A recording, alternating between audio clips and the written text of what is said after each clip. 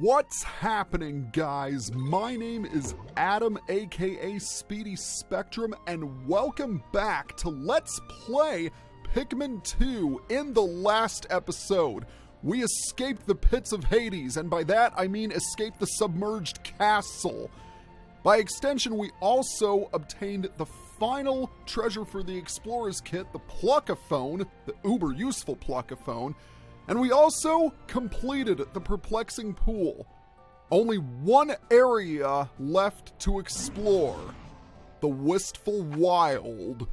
This is where Louie is hiding, or is being held captive. I really don't know. You can never know with Louie.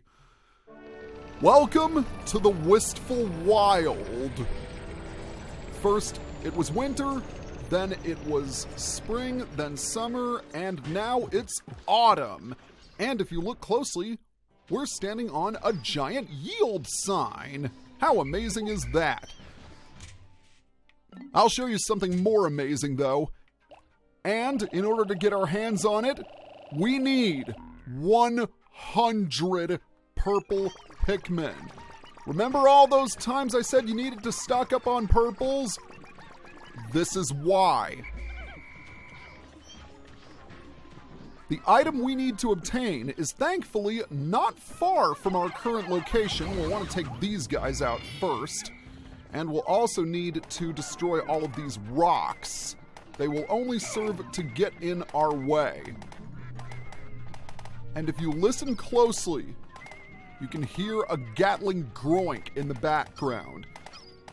We'll worry about him later. For now, we need to use a red spray and collect this dumbbell.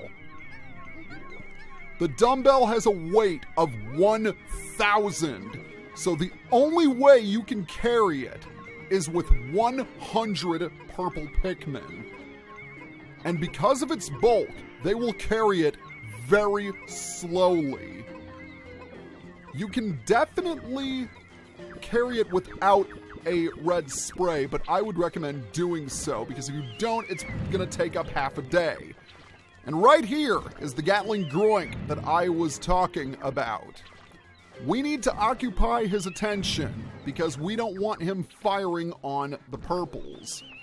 There's also a swooping snitch bug and armored cannon beetle here. Speaking of which, the armored cannon beetle's boulders can hit through the Gatling groink's shield, although it won't deal nearly as much damage. We'll need to take it out. There is no other way, and there we have it. Furthermore, right here is a cave. Once we're done on the surface, we will enter said cave. But for now, let's focus on getting rid of the enemies. The Wistful Wild is without question the most difficult of the 4 areas. The enemies here are incredibly tough. And ooh, take a look at that. I'm gonna bring the president over right now because I could use more red sprays. But back to what I was saying. The enemies are tough, and the caves are also very, very difficult. There might only be 3, but they are going to be incredibly dangerous. So be sure you're prepared, and be sure you are stocked up on sprays. I'm going to pass the time by taking out all 3 of these dwarf red bulborbs.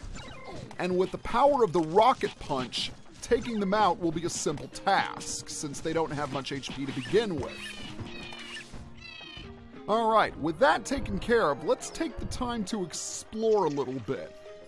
There's a bridge here and some poisonous gates there, as well as a yellow wollywog. There are also a trio of creeping chrysanthemums. Oh! They brought it back! Check it out, worth 3,000 Pokos. This is the Doomsday Apparatus. Not only is it the heaviest treasure in the game, it is also by far the most valuable. And of course, this comes at a time when money means absolutely nothing. Now, if this area looks familiar, it should if you've ever played Pikmin 1. The Wistful Wild is a combination of the impact site and the final trial from the first game. This area we are standing in right now is where you landed in the final trial. As for where the creeping chrysanthemums are, that's where you land in the impact site. You might have noticed that there were some orange bulb orbs behind those poisonous gates. That is where you fight Emperor Bulblax. And how convenient that the final cave we need to explore is beyond that point. It served as our final trial in the first game, and it will in the second. Okay, before we do anything, we're going to grab 50 reds and 50 blues. We'll need the blues to clear some obstacles, whereas we'll need the reds to take out some enemies. And we'll do that by activating a purple spray. Alright. Die, die, die, die, die, die, die, die, die, die, die, die, die, die, die, die, die, die. Excellent! That's the way to do it, my friends. For now, we're going to get everyone back together. Where are they? Ah, some stragglers behind us. That will not be tolerated. We're going to divide the squadron. The president will take the blues, and Olimar will take the reds. First things first, we need to head in this general direction because there is a hermit crawmad waiting for us. Yes, it's true, but we also need to drain this water. All right, let's go ahead and take care of you because nobody likes hermit crawmads. Very nice. And now that he's been eliminated, we're not going to carry him back. Instead, we are going to get to work on this gate right here. Beyond said gate is a plug that we must destroy. I find it rather appropriate that we end in the same area we started out in Pikmin 1. And at the same time, we also ended there as well. But it's kind of clever how they implemented the layouts of... Hey! Excuse me, I was in the middle of a monologue, my good sir. And that is punishable by death. All right. I apologize, everyone, for that rather annoying interlude. But as I was saying, I find it rather cool that we end in the same place we started in Pikmin 1. But at the same time, we also ended at the final trial. So the Wistful Wild is both the beginning and the end for us. And I really have no idea what I just said. So let's move on. I'm going to increase my red population because, well, why not? There are 3 caves in the Wistful Wild. So, the most likely story is that I will be spending 3 days here. If I can get the... Oh my god, look at these guys! They're frozen in place because they can't carry the pellet back. And for some reason, 2 couldn't carry it, but 1 could. How exactly does that work? I don't know. I really don't have any idea of how stuff works anymore in this game, I'm afraid. Oh! They finished the gate. That is excellent. There is a fiery blowhog here. And yes, we are going to take care of this plug. But what should be mentioned are these 3 moldy spots. Those molds obviously contain burgeoning spider warts. And this is the first instance we see a group of 3 of them together. This is an excellent place to stock up on sprays if you are running low. And remember, we have an unlimited number of days. So if you need to spend some time restocking your sprays or replenishing your Pikmin population, by all means do it. As for this hermit crawmad, let's go ahead and bring him back. Meanwhile, the blues are going to take care of another obstacle. We won't travel to the other side much, but this is definitely going to save us some time in the long run. We're a little over halfway done for the day. And the first thing we need to do is take care of this yellow Wollywog. Uh-oh. Did it die? No, it didn't! Okay, oh, run away, run away, run away! Every time I think a Pikmin is facing certain doom, it somehow escapes. I guess I still have the first game on my mind. But that doesn't matter. Oh, okay, this is kind of an awkward situation. Come on, guys. Oh! Alright, and it looks like one of my Pikmin perished. That's unfortunate. Had things gone a little differently, I would rather have not used a purple spray. But the fact of the matter is those two were annoyingly close together. So there was really no avoiding it. May that blue Pikmin rest in peace. Now that I think about it, I think only blue Pikmin have died throughout the project. I mean, obviously we lost 6 in the submerged castle, but that was to be expected. Alright, we need to wait until that bridge is taken care of. And in the meantime, we'll start prepping for the upcoming cave. Actually, no we won't. Because there are a few enemies I still need to bring back. So we're going to head in the same direction that the blues are in now, and we're going to carry back these 3 bulb orbs, as well as every pellet. I'm not really concerned about my Pikmin populations anymore, and that's because we're so close to the end of the game. In fact, we are technically at the end game. We're in the final area.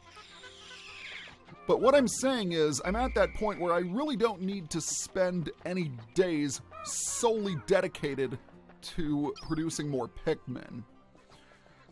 Nevertheless, I still need to be careful. Alright, all we need... Oh! Did they finish? Yes, they did! Okay, very nice. Now, with that bridge taken care of, we're going to bring the blues back. And now is an excellent time for us to start prepping for the cave. First things first, we're going to take 45, or actually no, I'm taking another look at my notes. We're actually going to take 40 reds with us. As for the blues, we'll only need about 20. In fact, we may want to consider 25. Actually, no, 20 is a good number.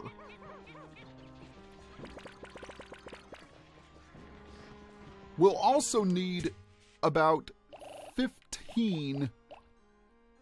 Actually, no, we're also going to take 20 yellows as well. Man, I'm getting completely tongue-tied here. Now that I think about it, let's see. We'll probably take around 10 whites and also 10 purples. On second thought, we're going to adjust this a little bit. We're going to return, we're going to return 5 reds, excuse me. Man, my mind is completely scatterbrained. And we're going to take out 5 more purples. All right. I think we are ready to go. Normally, I would go against taking 100 Pikmin in a cave. But we're going to need all the help we can get. However, we'll still need to be extra careful. So once you are ready, approach the hole.